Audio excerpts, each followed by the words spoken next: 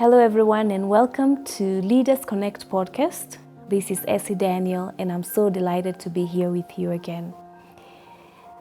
Today we're going to talk about the 5 principles of growth. But before we get started, if you've not joined our community, I would highly encourage you to subscribe to our YouTube channel, like, connect with us, comment, share, and also turn on the bell button so that anytime we go live, you get to catch the next episode.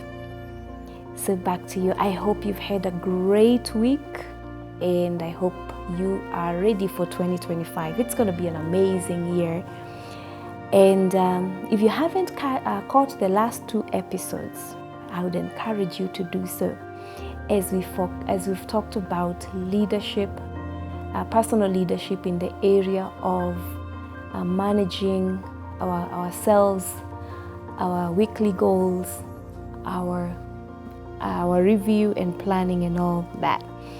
So, the 5 principles of growth. Principle number 1, intentionality. For you to grow, you've got to be intentional. Nothing happens by accident. Nobody wakes up one day and suddenly find themselves on the mountaintop. You've got to develop uphill habits for you to achieve success. How does that happen? You've got to be intentional. I'll go back to a quote that I recently used in the previous episode. Life is now in session. And your success is determined by your daily agenda. Something that you do every day is what will get you that success. When we talk about something you do every day, that is intentionality. You've got to be intentional. You've got to wake up. You've got to work hard in your area of expertise, in your area of interest. Invest time, invest your resources, invest your everything in your goal. Be intentional and you will reap a harvest as you continue to invest in yourself. The next thing is to be aware of yourself. What does self-awareness mean? It means getting to know who you are, how you're wired, what ticks you off, what makes you happy, what lights up your world. What is your personality? A lot of times we tend not to appreciate who we are and we desire to be like someone else. But I want to present to you today, you are the best that there is, and no one else will ever be as great as you are because there will never be a replica of you. So purpose to get to know yourself, purpose to become the best version of yourself. And not only that, understand who you are, how you're wired. This is determined by several factors. 1, your background, where you were raised, who are your parents, what circumstances did you grow up in. Those will determine your personality. The other thing that will determine your personalities is who your role models are. That will also determine who you are, and so much more. So get to understand yourself. The beautiful thing is there are so many personality tests out there that you can take. I am particularly excited about the Maxwell method of DISC, which is an area that I love. I've explored for some years now and I love to teach in. And I would encourage you, if you haven't found out what your personality is, hang out with me. Come, let's have a conversation about your personality and I'll tell you much more about this. So be aware of who you are, what are your strengths, what are your weaknesses, what are your opportunities, and by so doing, you will grow yourself, you will accept yourself, and you'll also extend grace to yourself. I want to give you an example. When I was younger, well, actually not that long ago, 10 years ago or less, I used to fellowship with this small group of ladies, and their personality in the disc profile is an SC. SC means they're reserved. It means that they're introverts, but it also means that they have a people-oriented side of them. On the other hand, for me, as a task-oriented person, I really used to struggle with the fact that I was different than them. And I just wanted to become like them, think like them, reason like them. And I used to really, really look down on myself until when I discovered DISC and I became a certified DISC trainer. That's when I learned that my personality is complete. I don't need to be like anybody else to be happy. I don't need to reason like someone else. My personality is enough, and it is the best. And the other person's personality is their best. And someone else's personality is a great one, and it's a good one for them. So I accepted myself, and ever since, I started noticing so many great things about myself. Why? Because I became aware of who I am. Ladies and gentlemen, some of the things that trouble us, some of the challenges that we struggle with, if only you knew they were strengths. You just need to learn how to embrace them and also know what areas you struggle with so that you can find a person whose area of your weakness is their strength, and you can complement each other. And you can do what you love to do, and they do what they love to do. And when the two forces are joined together, you become a complete person.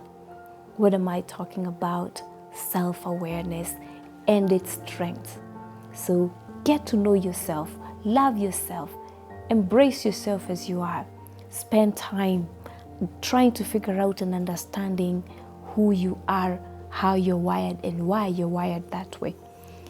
The next thing is taking time. The next principle is taking time to reflect. You know, a lot of times we just live life on a marathon, whereby we don't take time to pause and reflect on how things are going. And I know the last few episodes we've talked about the power of reflection indirectly. Take time to pause and reflect. You'll be surprised some of the things that you're still clinging on to, holding on to, some of the things that you're still doing are no longer serving you. Or some of them are serving you at a higher level and you're not giving them the attention that they deserve. Take time to reflect. Pause and reflect. Pause and reflect on how your day was. Pause and reflect how you're relating with others. Pause and reflect on your life. What do you want to do? Where do you want to be 5 years from now? Don't let life happen to you, but choose to be part of the decisions of how your life will pan out. Think about it. COVID-19 happened in 2020. Can you believe that is 5 years ago? It seems just like the other day. And before we know it, 5 more years, that will be 10 years. If you look back from 2020, how much, it seems like it's such a short while that has passed by. What have you done with your life? Have you achieved the dreams and the goals that you have or you had then? If not, I want to encourage you. Do not procrastinate. Take time to pause and reflect on where you want to be the next 5 years. Imagine someone who went to school in 2020. Now they are graduating with a degree. Give them another 5 years. They'll be graduating with a PhD. Think about that for a minute. Don't buy time. Whatever it is that you need to do, pause and reflect on it and get started on it right away. Why? Because time is passing and time waits for no man. And whether you think, oh, it's going to take a long time to go back to school, or it's going to take a long time before this business gets established, the truth of the matter is, whether you do something about it now or whether you wait, time is still passing. It is better for time to pass when you're doing something about your life, about your future. None of us knows how long we'll be around, how long we'll be alive. You know, we might be saying, oh, I might not live to be 90. So what happens if you get to 90 and you didn't work on your goals? You'll look back and you will really, really wish you had done something about it. Live life full. Eat life with a big spoon. Make a decision to partner with God and make a difference in your life. How do we do that? Pause and reflect. In fact, Dr. John C. Maxwell, my mentor, encourages us to have a thinking chair in our homes. Find a specific room in your house and have a chair that you can sit in that you can place in that particular room, and use that as your thinking chair. Pause and reflect. How was the day at work? How was your day at school? Is there something that didn't go well? What could you have done different? Is there something that really brought you down? What lessons can you harvest from that experience? Pause and reflect. The next principle of growth is consistency. Consistency. There is a story that is told about a man that went to mine gold, and he kept on mining and digging, and I don't know what terminology they use for that. But just when he was 5 feet away, he quit. 2 things that we can get from that story. 1, lack of consistency. And number 2, giving up too soon. Can you imagine when he sold the piece of land to someone else and they brought in a surveyor? They only found that this guy was 5 feet away. And this is after this guy had invested in machinery, that he had actually gathered the funds from his friends and family so that he can buy that machinery to help him with the mining. And then he sold his property while he was 5 feet away. Why? Consistency. And also, the previous point, reflection, pausing, reflecting, and asking yourself, what can I do different? You know? Consistency compounds. Consistency compounds. Don't give up. Stay on task. You might be wondering, but Essie, it's too much work. It's tiresome. Dear friend, you don't want to give up when you're 5 feet away from your success, from your victory. And you never know when the opportunity will come knocking on your door. Keep working on yourself. Keep growing yourself. Keep reading. Keep watching those videos in your area of interest, in your area of expertise. You do not know when the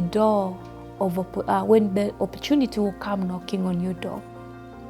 There's another story that is told about a man that was so thirsty. So thirsty. He had waited and procrastinated for so long to dig a well. And when he became super thirsty and there was a drought, that's when he decided to dig a well. Do you really think that man survived the drought? No, he did not. He had an opportunity to dig a well when there was still water, when he was still strong, when he did not need water at that time. Stay consistent. Dig your waters, dig your wells now. Prepare for the opportunities that will meet you someday, so that when the opportunity comes knocking on your door, you raise your hand and say, here I am. I've been expecting you.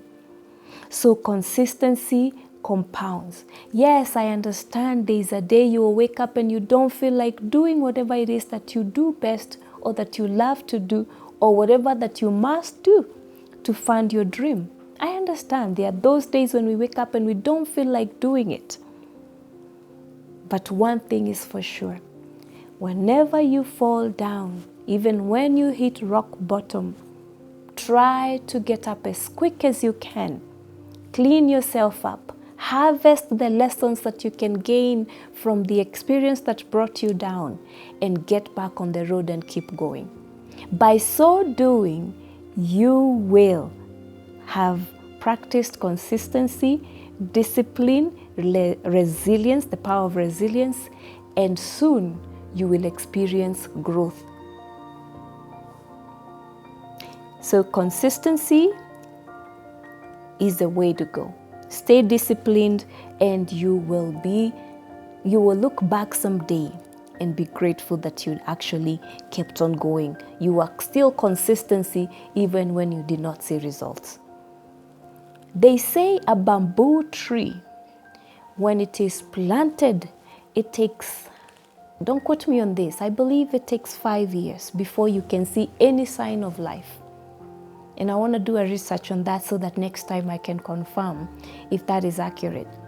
But the truth of the matter is, when you plant it, before you see any sign of life, it takes so much time under the ground. But when it comes up after a long time, it is ready to grow, to face life, and so much more. What are we saying? Be patient with yourself. Be consistent. And don't go back and start digging your dreams to see, your goals to see what's going on. Is something ever gonna come up, and maybe even reach to a point of giving up? When you do so, you will kill your dream. You will kill whatever you desire to have. Let it grow. Keep feeding it. Keep feeding it. Provide an environment that is conducive for its growth, and soon you will see a sign of life, and eventually you will reap a harvest if you do not give up. The last principle of growth that I want to talk about today is keeping the right friends, placing yourself in an environment that is conducive for your growth. We call it the law of environment. You become like the 5 people you surround yourself with.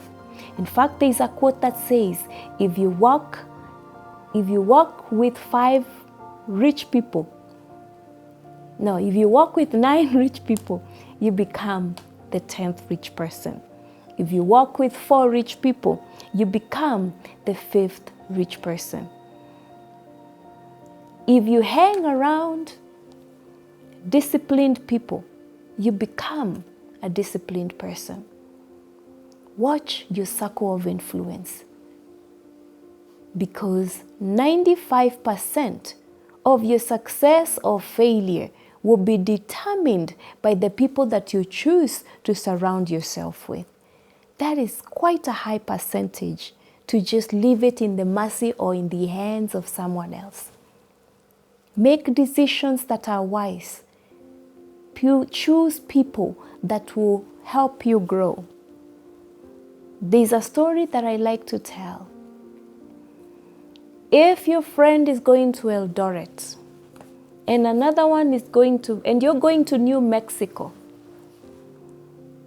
one of you is going to have to give up their trip if you're planning to stay together.